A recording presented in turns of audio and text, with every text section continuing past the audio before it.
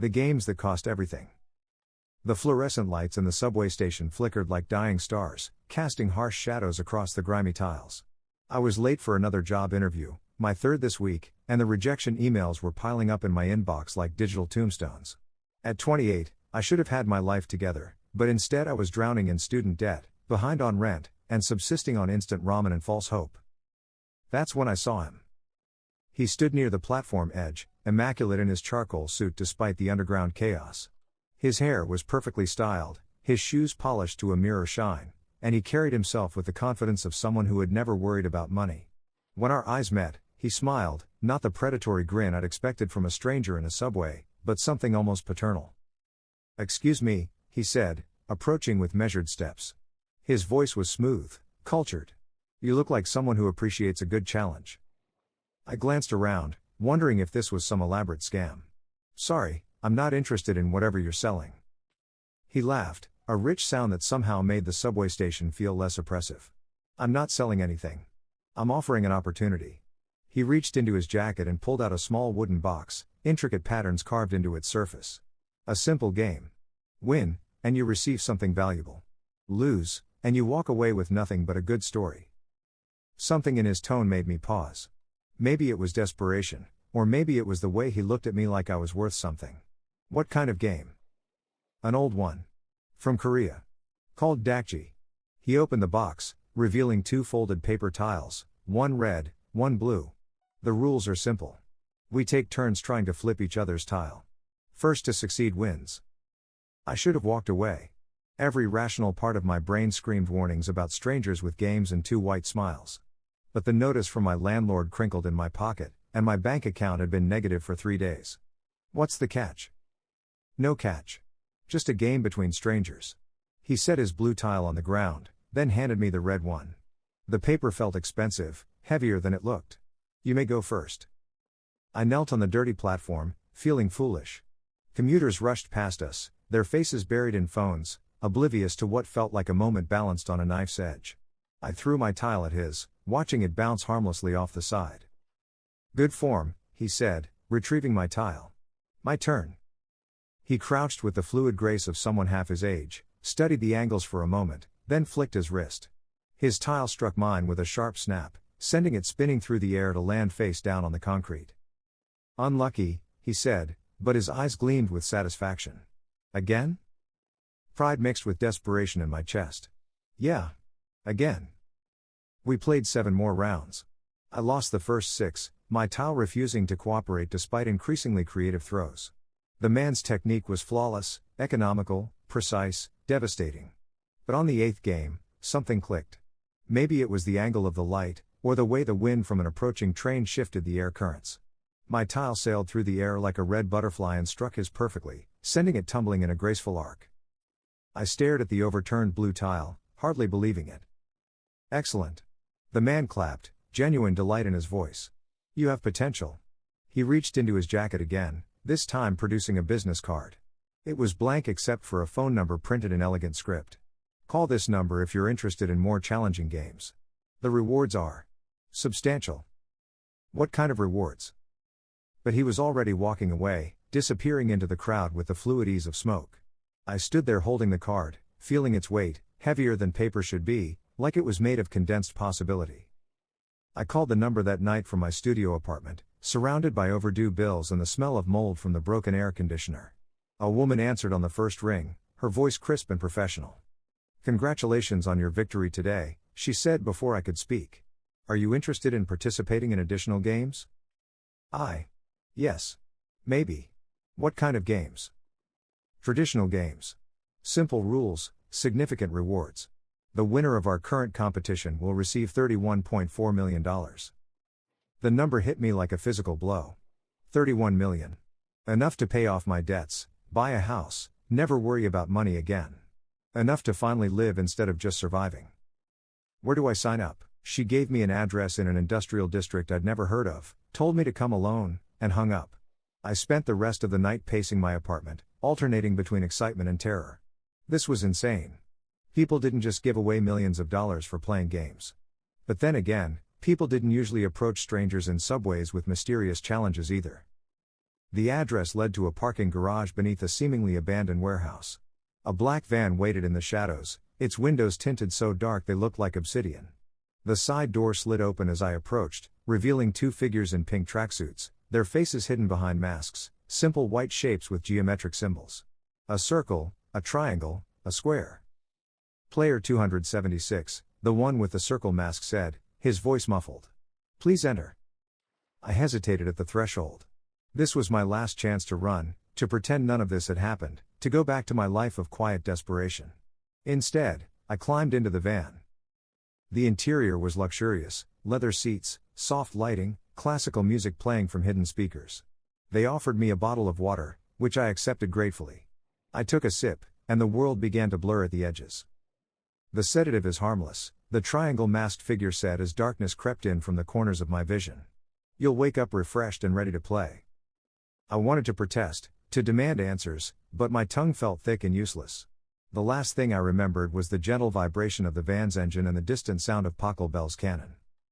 I woke to the sound of crying. The first thing I noticed was the ceiling, high, institutional, lined with fluorescent lights that hummed like angry wasps. The second was the bed beneath me, narrow and uncomfortable, with sheets that smelled of industrial detergent. The third was the tracksuit I was wearing, teal green with the number 276 emblazoned in white across the chest and back. I sat up slowly, my head pounding from whatever they'd given me. The crying was coming from the bed next to mine, where a middle-aged woman with graying hair clutched a photograph to her chest. Beyond her, rows upon rows of identical beds stretched into the distance, each occupied by someone in a numbered tracksuit. The colors varied, some green like mine, others blue, red, yellow, but the expression of confused terror was universal. "Where are we?" I asked the woman. She looked up with red-rimmed eyes. "I don't know. I was playing a game, and then..." She gestured helplessly at our surroundings. The space was enormous, like an aircraft hangar crossed with a dormitory. The walls were white, unadorned except for speakers mounted near the ceiling. No windows, no obvious exits except for a single door marked with a triangle symbol. The isolation was complete, absolute. "How many people are here?" I asked. 456, said a voice behind me. I turned to see a young man, maybe 25, with the lean build of someone who'd gone hungry often. His tracksuit was blue, numbered 218. I counted. "We're all here because we won some kind of game. Most people played dakji, but some played other things. Rock, paper, scissors, marbles, that kind of thing." "You've been awake longer than me?" "About an hour. Long enough to realize we're not getting out of here easily." He extended his hand. "I'm Marcus. You?" "David." I shook his hand, grateful for the human connection in this sterile nightmare. "Any idea what's going on?" Before Marcus could answer, the lights dimmed and a mechanical whirring filled the air. The door with the triangle symbol opened, and figures in pink tracksuits began filing in. They moved with military precision, their faces hidden behind those same geometric masks, circles, triangles, squares. The one in front, distinguished by a more elaborate mask that combined all three shapes, stepped forward and spoke. "Welcome, players. You have been selected to participate in a series of games. The rules are simple: play, survive, and win. The last player standing will receive a prize of $31.4 million. A murmur ran through the crowd of players. Some sounded excited, others terrified. I felt both. The games will test your skill, your memory, and your will to survive.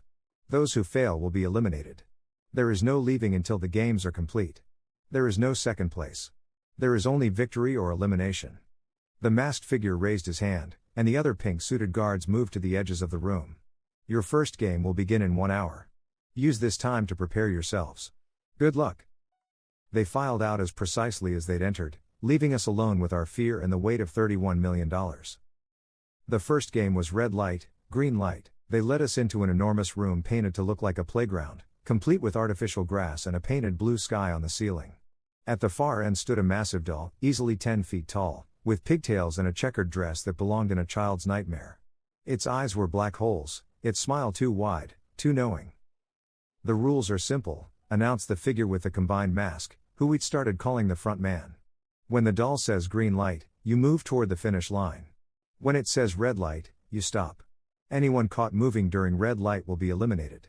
The first 100 players to cross the finish line advanced to the next game. I positioned myself in the middle of the pack, next to Marcus and a handful of other players I'd started talking to during our brief preparation time. There was Elena, a nurse from the Philippines who'd been sending money home to her sick mother. James, a former teacher whose gambling addiction had cost him everything. Sarah, barely 18, who'd run away from an abusive home and ended up on the streets. All of us united by desperation and the promise of $31 million. The doll's head began to turn, mechanical and jerky, accompanied by an eerie children's song. Green light. We surged forward, a wave of teal and blue and red tracksuits rushing across the artificial grass. I kept my eyes on the doll, watching for the moment its head would turn back. Red light. I froze mid-step, my heart hammering against my ribs. Around me, 455 other people became statues, some caught in awkward positions, others perfectly balanced. The doll's head completed its rotation, and its black eyes swept across us like searchlights. A scream pierced the air. A man in a yellow tracksuit, number 324, had stumbled slightly, just a tiny shift to maintain his balance.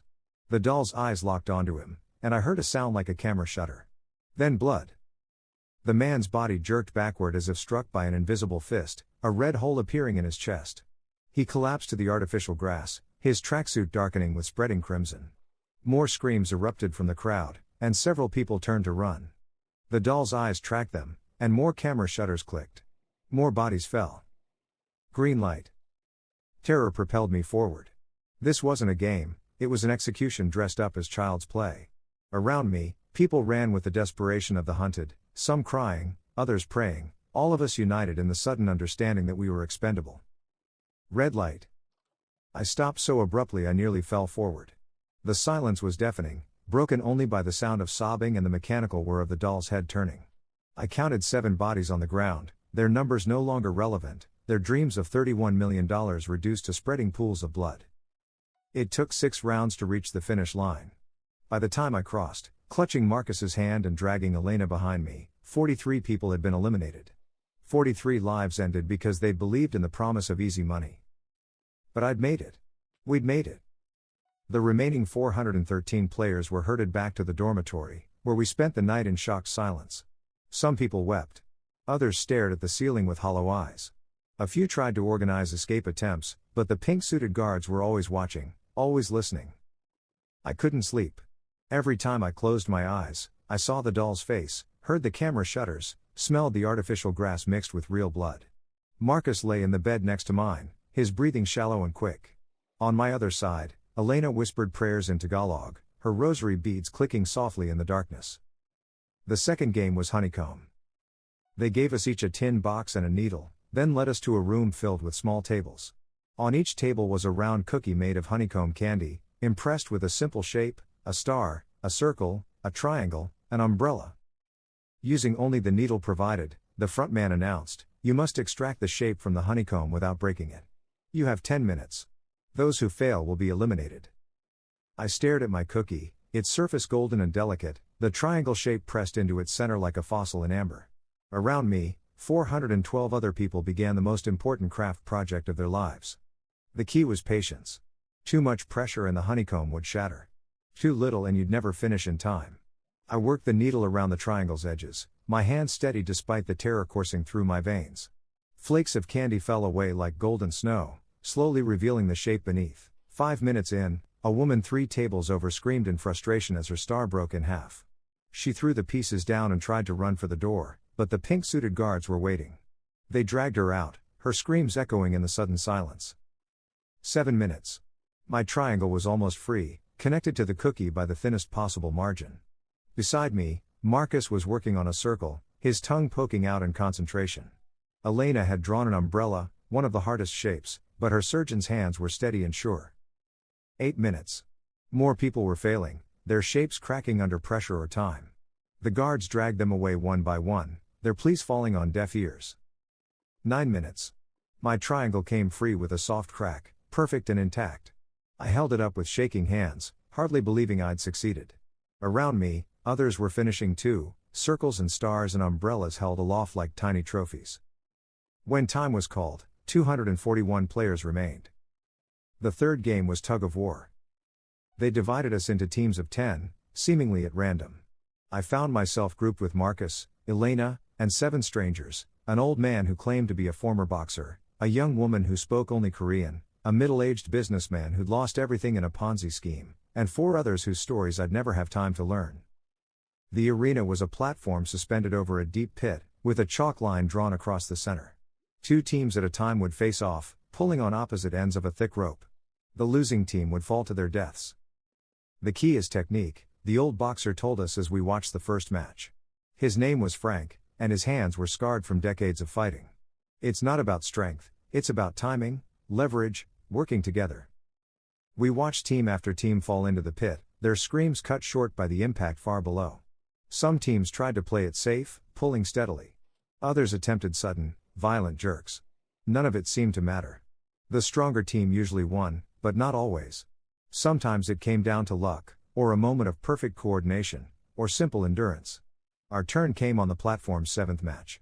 We faced a team of younger, stronger-looking players, all muscle and confidence. They laughed as they took their positions, making jokes about easy money and weak opponents. "Remember," Frank whispered as we gripped the rope. "Wait for my signal. When I say pull, everyone pull at once. Don't think, just react." The whistle blew, and the rope went taut. Our opponents jerked hard, trying to end it quickly, but we held our ground. The rope swayed back and forth over the center line, neither team able to gain a decisive advantage. "Now," Frank shouted. We pulled as one, 10 people moving like a single organism. The sudden coordinated effort caught our opponents off guard, and they stumbled forward. The rope moved in our favor, inch by precious inch. But they recovered quickly, their youth and strength telling. We found ourselves being dragged toward the edge, the pit yawning behind us like a hungry mouth. Again, Frank commanded. "On 3. 1. 2. 3. Another coordinated pull, timed perfectly with their opponent's overconfidence. The rope swung back in our direction, and this time we kept the pressure on. Step by step, we forced them toward their edge. The businessman slipped, his sweaty hands losing their grip on the rope. Elena caught him, her strong arms wrapping around his waist, but now we were effectively down to 9 people against 10. "Hold on," Marcus shouted, his face red with strain. "We've got them." He was right. Our opponents were tiring, their initial burst of energy fading into desperation. The Korean woman next to me was crying, but she kept pulling, her small hands gripping the rope with desperate strength. With a final, coordinated heave, we sent the opposing team tumbling over the edge. Their screams echoed in the arena as they fell, 10 more lives claimed by the promise of $31 million. We collapsed on the platform, gasping and shaking. But we were alive. We'd survived another game. 121 players remained. The 4th game was marbles. This one was different, crueler, more personal. They paired us off, seemingly at random, and gave each pair a set of 20 marbles. The rules were simple: play any marble game you wanted, but the winner took all the marbles. The loser was eliminated. I found myself paired with an elderly man named Albert, who reminded me of my grandfather. He had kind eyes and gentle hands, and he told me about his granddaughter who needed surgery they couldn't afford. "I don't want to play against you," I said as we sat in a quiet corner of the game room. "There has to be another way." Albert smiled sadly. "There's no other way, son. One of us lives, one of us dies. That's the game." We decided on a simple guessing game. I would hide a marble in one of my hands, and he would guess which one.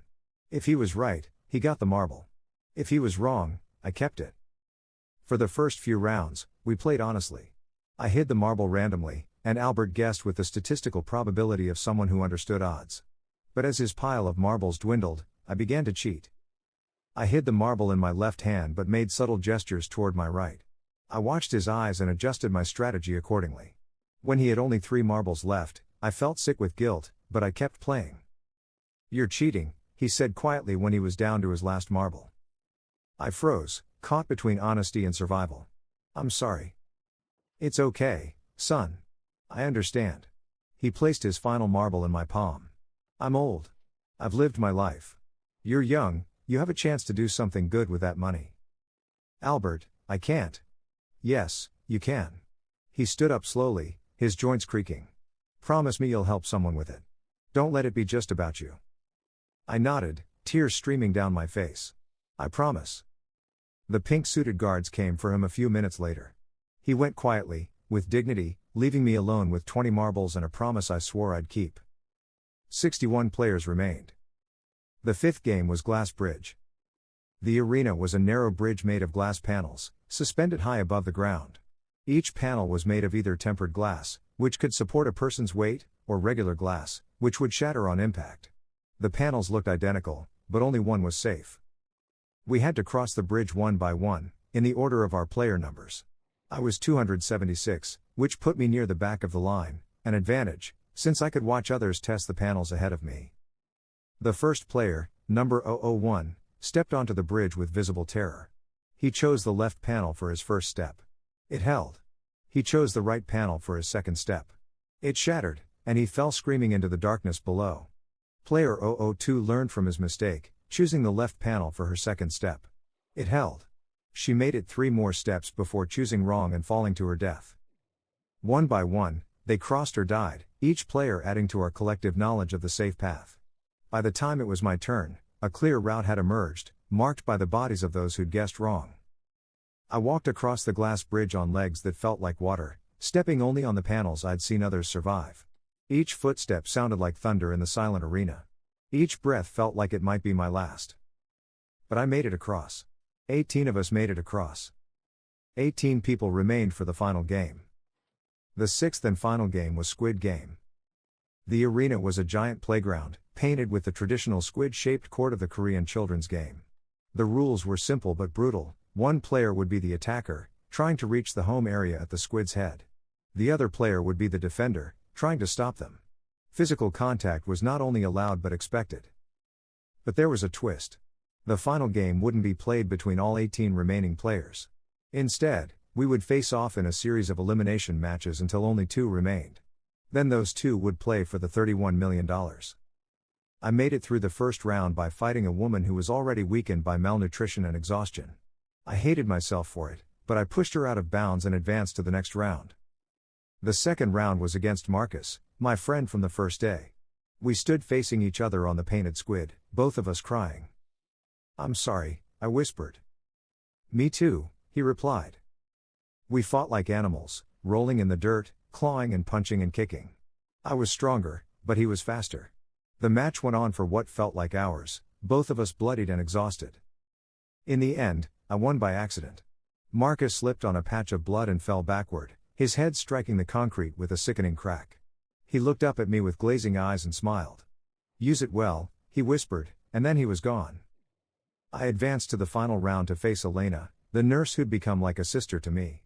We'd saved each other's lives multiple times throughout the games. Now one of us would have to die. "I can't do this," I said as we took our positions. "You have to," she replied. "Your friend made you promise to help people. I'm a nurse, I've spent my life helping people.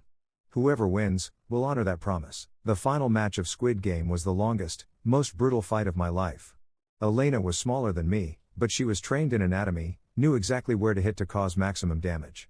We fought until we were both barely conscious, our bodies broken and bleeding. In the end, I won because I was heavier. When we both collapsed from exhaustion, I fell on top of her, and she couldn't get up. The rules stated that the defender had to keep the attacker from reaching home base. If the defender couldn't continue, the attacker won by default. Elena died in my arms, whispering a prayer for her mother and asking me to send money to her family in the Philippines. I promised I would, adding her request to the growing list of obligations that came with survival. When it was over, when the pink-suited guards had removed Elena's body and declared me the winner, I sat alone in the painted squid court with a check for $31.4 million. I should have felt victorious. Instead, I felt hollow, like I'd traded pieces of my soul for numbers in a bank account. They released me the next morning, dropping me off at the same parking garage where this nightmare had begun. I went home to my studio apartment, stared at the check, and tried to figure out how to live with what I'd done. The money was real. I deposited it, paid off my debts, bought a house, set up trust funds for the families of everyone who'd died helping me survive. I donated millions to hospitals and schools, started a foundation for debt relief, funded research into gambling addiction. But none of it brought back Albert, or Marcus, or Elena, or any of the 437 other people who'd died so I could be rich. I have $31 million now. I don't have to worry about rent or food or medical bills ever again. I can travel anywhere, buy anything, live any life I want. And every night, I dream of a giant doll with black hole eyes and a smile too wide for its face, watching me with mechanical precision as I run across artificial grass stained with real blood. Some victories cost more than defeat ever could. The money sits in my account, growing with interest, a monument to the price of desperation and the weight of survival. I use it to help others, to honor the promises I made to the dying, but it never feels like enough. Because I know the truth that the man in the charcoal suit never told me in that subway station. There are some games where winning means losing everything that matters. And I won.